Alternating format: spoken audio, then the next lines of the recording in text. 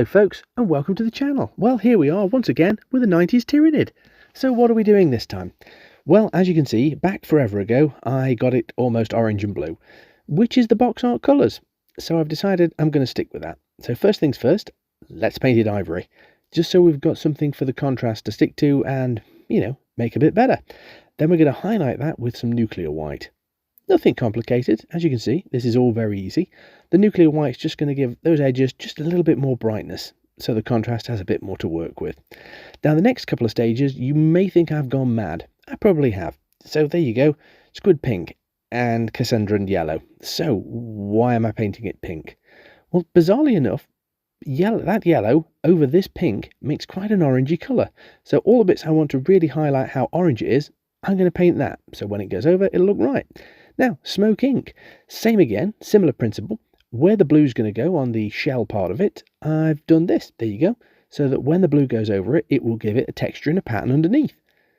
The theory's great. Practice, yeah, this is a really awkward model to paint. Yep, so let's go in with some blood angels.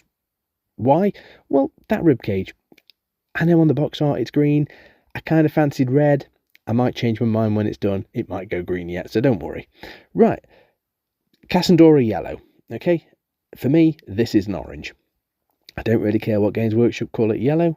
When you paint it, okay, your first bit, yeah, you'd argue, yeah, it's definitely a yellow. I mean, look at this.